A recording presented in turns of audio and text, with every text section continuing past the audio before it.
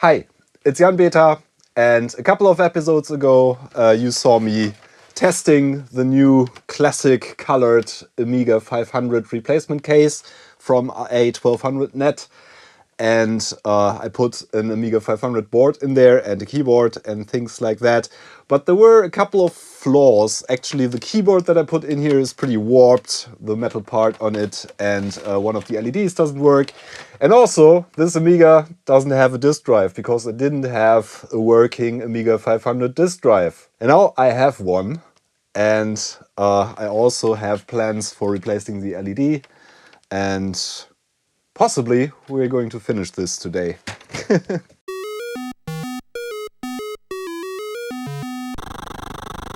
This is the Amiga 500 classic colored replacement case for Amiga 500, Amiga 500 Plus, and it also fits Raspberry Pis and the new Vampire standalone and things like that. I went into much detail about this case in one of the previous videos. I'm going to link that in the video description. I'm going to make this into a functional Amiga 500 today, hopefully, with a disk drive and a working LED.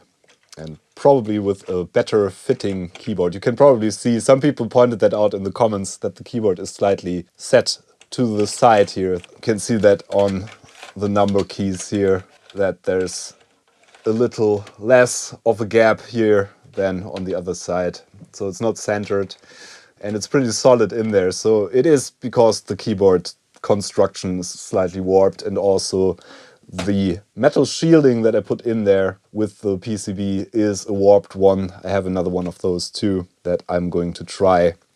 Yeah, actually let's do that first, I think, because we can then see if that helps. So I found this other bottom shielding for the PCB in my bin of Amiga parts. Actually don't remember where this came from, but I have several Amiga 500 mainboards in all kinds of conditions, working, non-working, and I'm slowly working through them. Some of them came with the bottom shielding because that's usually screwed to the connectors on the back here, and on some of them that was still attached to the board. So maybe this was one of those. Don't remember, but this looks a bit less bent than the one we put in here, so maybe it makes the whole thing fit together more nicely. And also the disk drive, I have to thank Graham for that. He sent me one of his spare Amiga 500 disk drives, very well packaged with all the cables and things like that, so I don't even have to worry about finding or making the cables to connect this to the Amiga mainboard. Classic FB354 disk drive that most Amiga 500, at least the earlier models, shipped with. So thank you, Graham, for sending this so quickly. Several other people reached out to me after the video about the case who offered me disk drives, and have actually agreed to taking one more from Diego that might be broken and it's not here yet, so I'm using Graham's.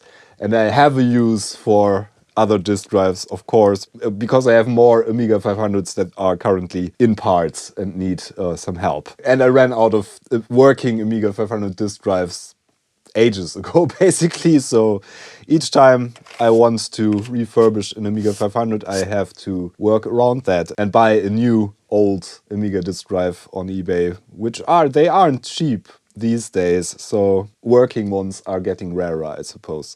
Yeah, let's crack this open one more time, remove the PCB and everything else, and try to fit the new bottom shielding. I also had the problem that many of the screws here didn't fit because the shielding was so bent. So yeah, hopefully with the other shield, that's not so much of an issue. And also, let me take a couple of seconds to thank the sponsor for this video, PCBWay, my favorite manufacturer of prototype PCBs of all kinds.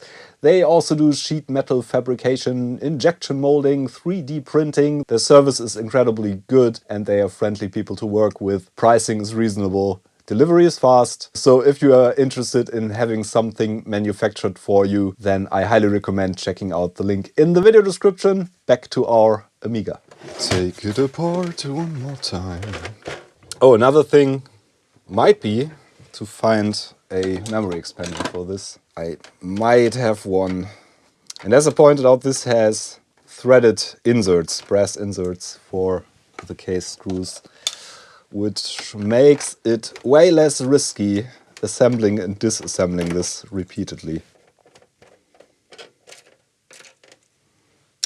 So now we can open this up, put the parts somewhere safe. Yeah, I'm removing the keyboard. And probably you can see that this is slightly warped. Can probably just sit it on a table and work it a bit. Yeah, it's already way better. This is kind of warped in a like 8 shape, so warped this like this. But I can probably straighten that out.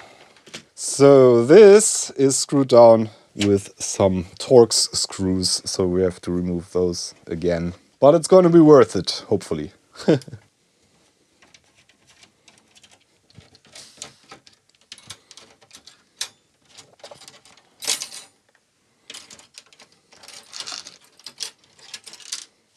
think that's all the screws.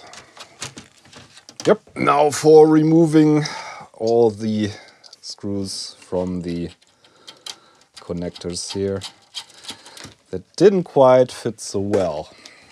I mean, this is just an aesthetic problem, really, but still kind of bummed me out a bit. And even if it doesn't seem like it, I do like to finish projects, actually. There we go. First of all, I want to double check something that some of you pointed out in the comments, and that is that the bottom shielding actually doesn't fit the replacement case correctly. Because of these screws here. These standoffs that are in here for Raspberry Pis and such actually prevent this from going in all the way. Which I think, it feels like it's a bit elevated here, but I'm not sure if that's an issue. Might be an issue. Yeah. So you could of course put the board in there without this bottom shielding. It feels like it's ever so slightly elevated here where these standoffs are, but I would not even be able to tell where they are. And if you screw it down, it actually fits perfectly, I think. You can of course drill these out, like drill through the sheet metal to make it fit even better, but don't really think these are a problem. I'm just going to try like this. And if it doesn't fit perfectly, I'm going to have to revisit this again. Let's see if we can get all the screws into this one.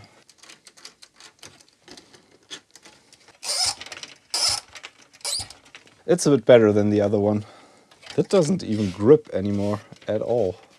I think I might have messed this up completely.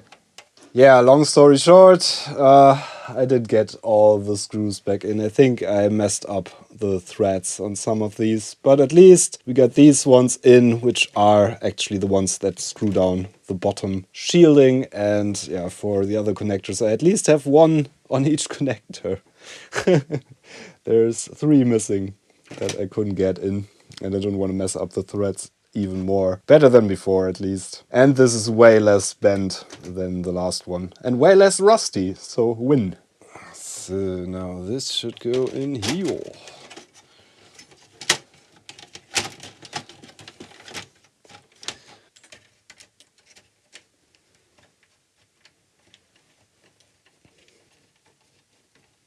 Yeah, looking good. Now for the disk drive, that goes here, of course, so it can poke out the end there. We have the cables, screws and things like that. And the eject button. I think we have a new eject button that came with the case, actually. This is the drive itself. And this looks like it is a bit dusty, but does look alright. And allegedly it works. So let's try to put it in there. The way this works is this sits here on two standoffs, and there's a screw that holds it up here. The little standoffs should be, these are the ones. And then we have one screw and a star washer on this here, this screw hole. And that grabs this little thing in the case here. Just going to put that loosely in there so we can sit this on. Everything in the right position. Yep, looks like it. Yeah, let's see if our eject button is the same shape that the one provided in the kit is. Looks to be at least a very similar shape. Maybe we can make it work. So here's the one that the drive originally came with. And as you can see, they are pretty similar, but they are not the same shape. So this has these fins on the back here. We'll see. Yeah, this fits actually.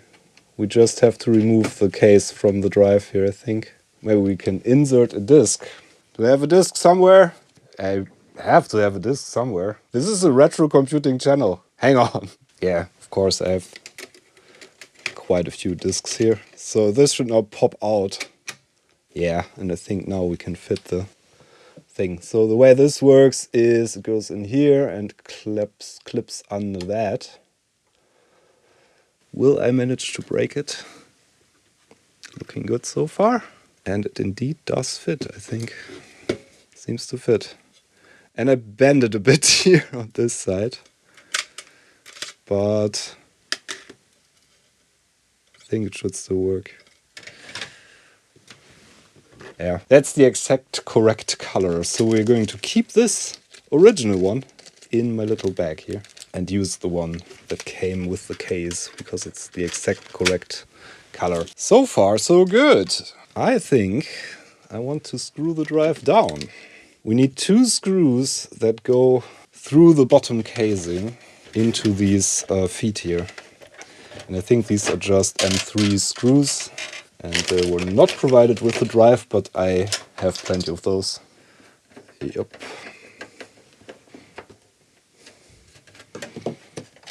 Yeah, that's in there pretty solid now. Nice. Okay, connecting it. We have one of these cables, which only connects one way because the plug is keyed on the disk drive. And I think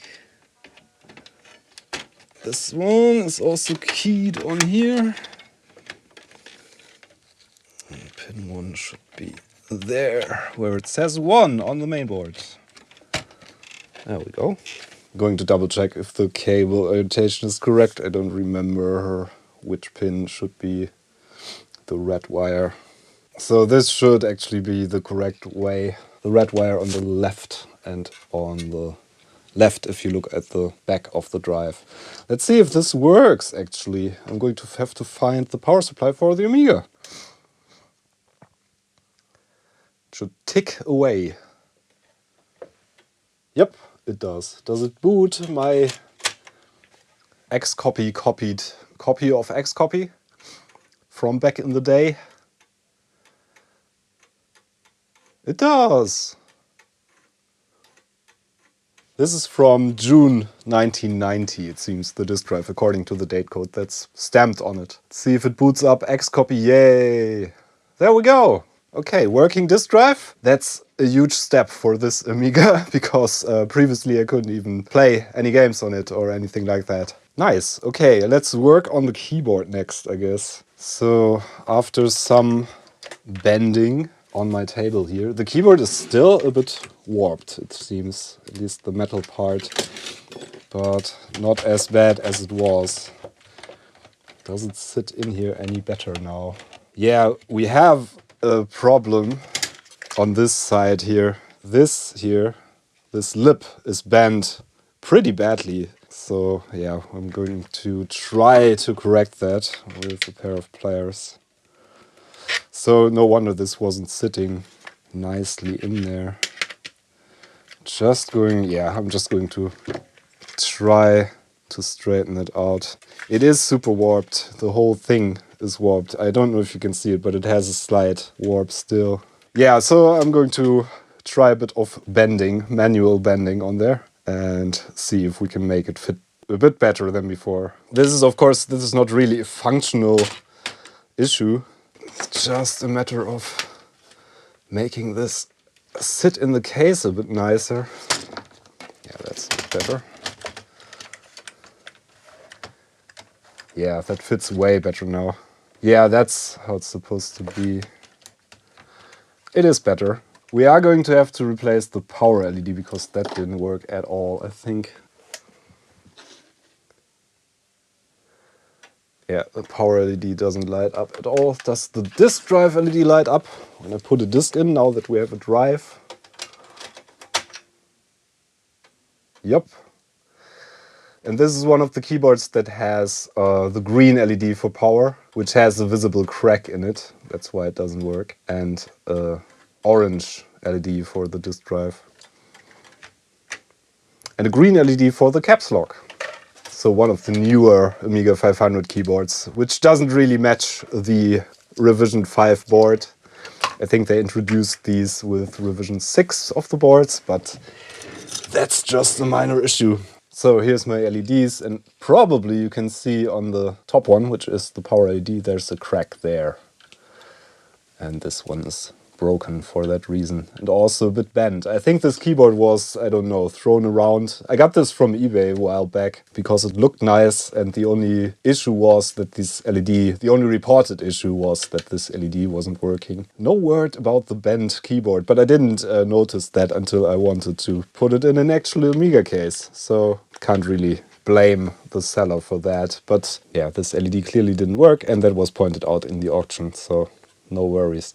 I have a green LED from my very bad spares keyboard that I can put in there, I think. So we're going to desolder this one and solder in an old green LED that was the drive LED in the red and green original Amiga 500 keyboard, which had a red power LED and a green drive LED. And here it is. This is the Amiga 500 keyboard I use for spares. Already stole the red LED from it and replaced it with one single round 5mm LED, which works fine. It's just nice to have an indicator. This one we're going to also steal the green LED from. And I'm also going to solder in a single green LED to replace that, I think. Maybe an interesting tidbit is that these original LEDs are just two small LEDs in one large square package, basically. They are just wired in series in these.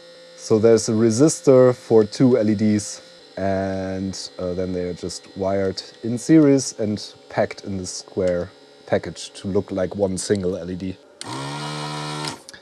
And of course you don't want to heat this up too much because LEDs can be pretty heat sensitive. So using something like a desoldering station makes sense, even if it's not that difficult of a job. There we go, yay! So this is the orientation. Yeah, this is what these look like. You can see the anode and the cathode in there, in this plastic package.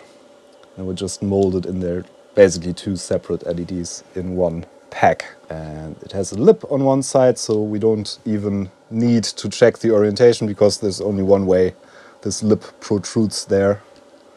It's the profile, kind of L-shaped. We should be able to desolder the old one, the broken one, and put this in there. Should be the exact same dimensions. And it even has these little thicker bits on the legs here that should prevent this from going in too far into the circuit board. So the positioning shouldn't be an issue. Piece of cake, hopefully.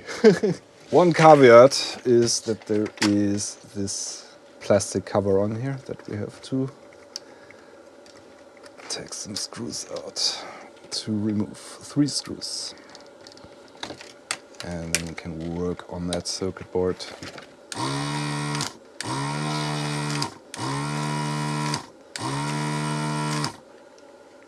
Ta-da! So this one should fit in the place the old one was, and then we can just solder it in theory. And it should be the same brightness, or around the same brightness as the other one that's still in there. And it should be green, hopefully. Possibly a bit of a different tint of green, but yeah. It even says on the circuit board red and green LEDs in the original positions.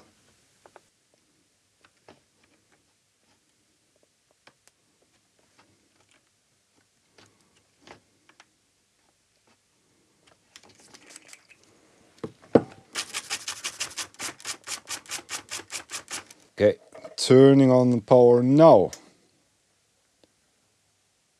Yay!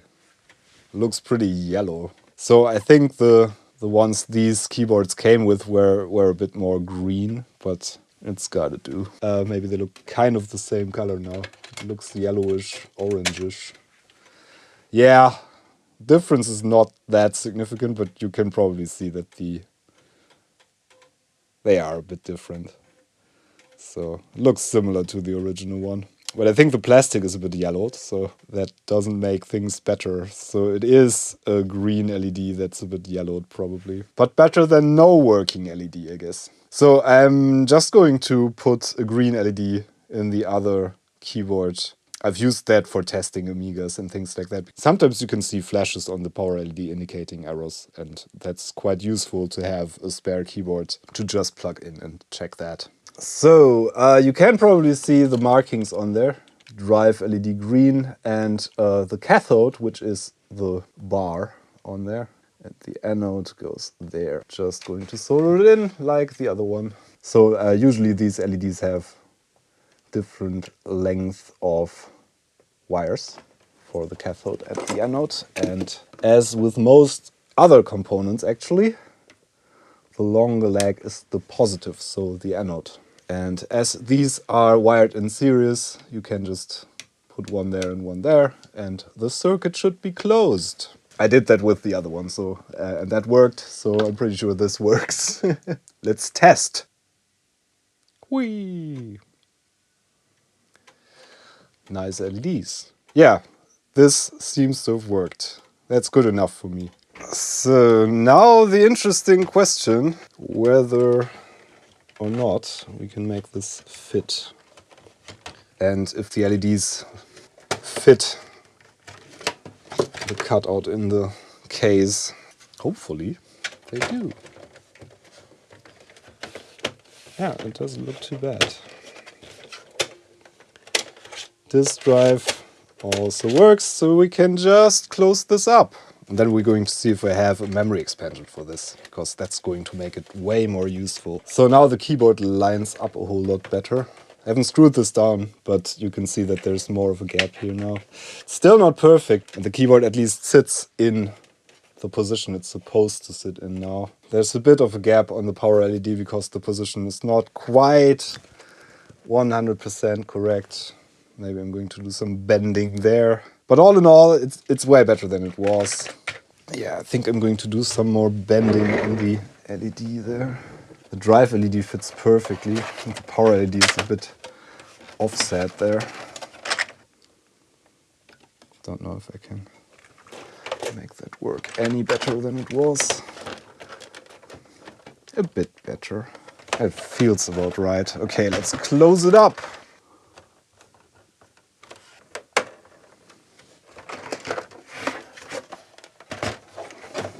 Yeah, that does look way better. And we have working LEDs now. Yay.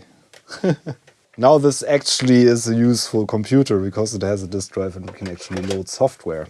And yeah, the green LED actually looks pretty yellow to me, but the other one looks even more orange. So yeah. So I have a mouse and joystick hooked up and Turrican running on the disk drive. I'm happy.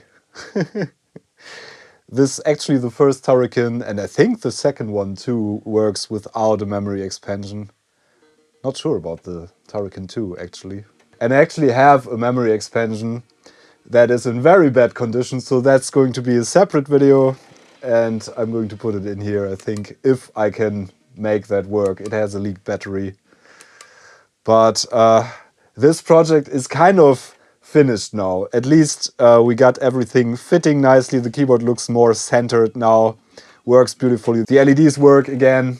That's kind of what bummed me out about this whole new case situation. There's going to be more Amiga videos pretty soon, I suppose. Yeah, I think that's it for today. Hope you enjoyed this, even if it was a bit less involved than many of my other videos. Thank you so much for your subscriptions, for your comments, for your likes and your shares and things like that. Special thanks as usual to everybody who supports me on Patreon or on the YouTube community memberships page or on Ko-fi or elsewhere. The links to that are in the video description. Hope to see you again on this channel sometime. I'm Jan Beta. Thanks for watching. See you next time. Bye!